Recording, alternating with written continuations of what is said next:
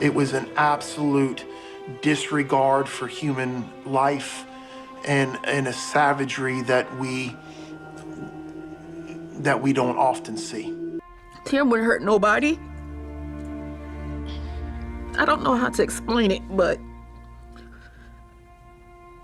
it felt like my world came to a stop. Hello Mysterious family, welcome back to Mysterious Mariam. I am Mariam Ahsan. Today's video do contain some heavy details, so viewer discretion is advised. Let's get started. Tierra Hall was an outgoing, free-spirited and goofy girl. She would make funny faces just to bring smile on someone's face. Tierra was raised by a single mother, Koteya Hall, in Texas. The family moved to Durham, North Carolina just a few years ago. She was 17 years old and studying in Jordan High School. She wanted to pursue business degree, hoping to secure enrollment at North Carolina Central University.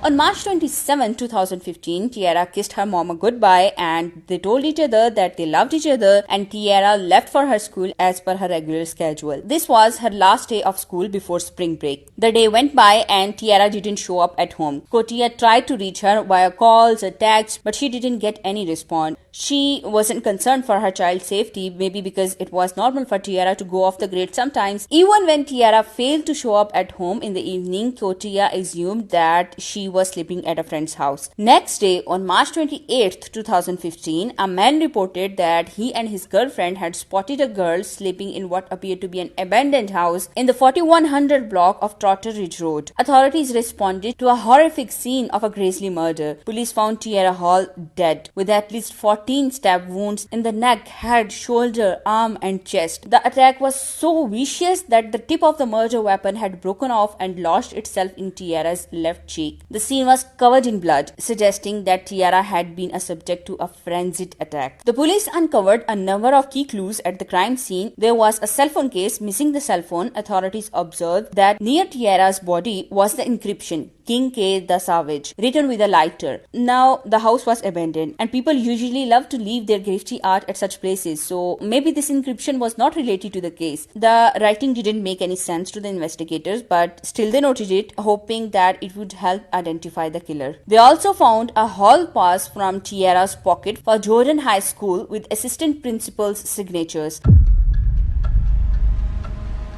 Police called the assistant principal seeking surveillance footage from the school. Watching hours and hours of surveillance footage, investigators finally spotted Tierra, identifying her by her clothes and unique hairstyle. Following her throughout the day, they found Tierra walked into a classroom. The police walked into the same classroom and found Tierra's backpack still there. The classroom computer was also left on and her name was in the bottom corner. Koteya was notified about her daughter's death. She said she didn't hear much of the conversation after police said that they needed to inform her about something. She said she didn't know why anyone would want to hurt Tierra. On Sunday, March 29, 2015, the police canvassed the area near the crime scene. Several witnesses did say that they saw or heard either a suspicious car or the scream from a female. One witness said they knew that one of the neighbors had surveillance cameras. The homeowner was more than happy to help and let police watch their footage. They observed a black SUV driving back and forth in the area. However, it turned out that the car wasn't involved.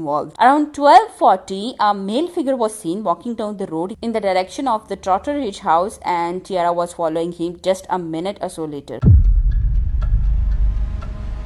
To identify this male, police once again turned to Jordan High for CCTV footage. Videotapes showed Tierra interacting with Kelton Fox, a male student, Tierra's ex-boyfriend. The conversation seemed casual and friendly until Kelton snatched Tierra's phone and ran away with it. Tierra followed Kelton, presumably hoping to recover her phone. They both left school at around 12:25, with Tierra's following Kelton at a distance. 15 minutes later, the home camera caught the couple walking toward the Trotter Ridge house. And you know what made me feel so sick about this case? The time he turned back after ending Tierra's life. Look at the time here. It took him 16 minutes to turn a lively, happy living human being to a lifeless body. This was the most horrible feeling I have ever got studying a case. Anyways, following the timeline, investigators saw Kelton entering the school alone with his long sleeves pulled over his hands, like he was hiding his bloody hands. He went to male washroom straight, washed his hand, got out and was casually walking around like nothing had happened. He then went to assistant principal's office and told him that he wasn't feeling well and was picked up in the office by his mom at around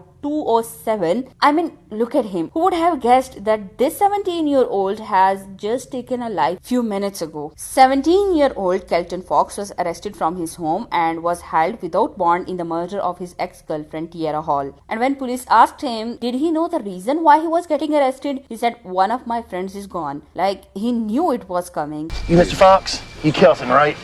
All right. We need to go sit down and talk. All right, we got a lot to talk about. Do you know why you're in handcuffs? Why are you in handcuffs? One of my friends is gone. One of your friends what? One of my friends is gone. Okay. I need to find out who did it. All right, you have information on that? No. In the questioning, when he was asked that if he left the school property on March 27th, he straightforwardly lied. Did you leave the campus at any time? For a smoke break. Okay, so you left Jordan High School? I was still on campus, So but let me rephrase that. Did you ever leave Jordan High School property? yeah. Never did. No, sir. I just want to make sure that I'm hearing that right, because that's lie number one.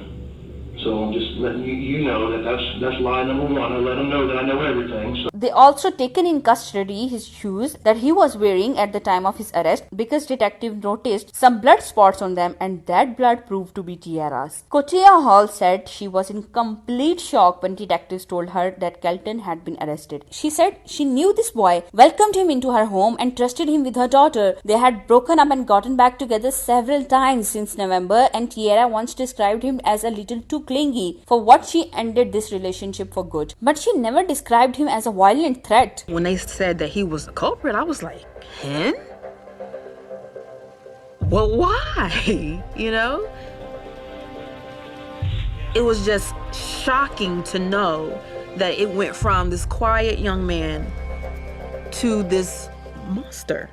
She said, I was in a complete shock. I thought even if they weren't together, at least they were friends. She never complained, never said anything about him being abusive or violent or anything. So when I learned that, it was another hit to the gut. I did not know. He was so mannerable. He shook my hand. He was, yes ma'am, no ma'am, made sure she got in house before he left, everything. So I have no reason to think he would do anything to her. I thought he loved her. The investigators searched Kelton Fox's house and they found axes, knives in Kelton's room. They found his bloody clothes in the dustbin in his room. There were notebooks in which Kelton detailed his obsession with Tierra. He wrote that he couldn't deal with the idea that Tierra had cheated on him. The notebooks also contained murderous thoughts and crucially the inscription King K the Savage. He also said via Facebook that King K the Savage was one of his nicknames and he called Tierra his queen several times in his notebooks. He was truly a savage for treating his queen like that. This boy was sick. They also found out that Kelton used to live at the house behind where Tierra's body was found.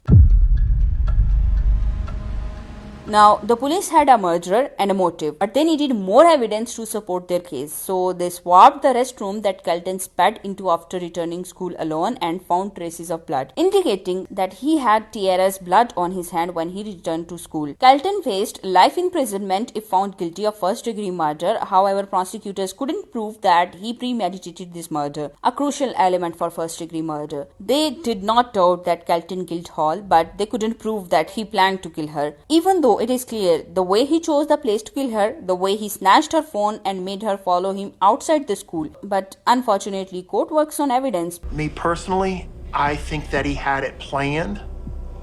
The moment he took that cell from her and left that school, that is when it became premeditated to me. Perhaps if they had found Tierra's phone, they could have argued that Kelton planned to kill her because she was seeing someone else. Authorities speculated that Tierra was involved with another romantic partner but couldn't prove it without her phone. Kelton pled guilty to second-degree murder. During his sentencing, Kelton's attorney pleaded for leniency, stating that Kelton's father abandoned him as a child and he grew up in an abusive home. The attorneys also stated that he suffered from PTSD, hallucination, paranoia, and exhibited signs of borderline personality disorder. The court sentenced him to 12 to 15 years. He is imprisoned at Gaston Correctional Institution in Dallas and is due for release in April 2027. Doesn't it even sound horrific that he would be walking as a free man among us in next 5 years? Not everyone was happy with this verdict, with some demanding life sentence for the murderer. So what do you think? Him growing up in an abusive household justify Tierra's killing? Life is not easy for anyone in this world. Troubled childhood should not be given as an excuse to take a life. Maybe better mental help and help on time could have stopped this from happening, and Tierra might have been among us. Anyways, this is it for today's video. To drop a like and don't forget to subscribe if you liked the video to stay updated with my new videos, and I will see you next week. Bye.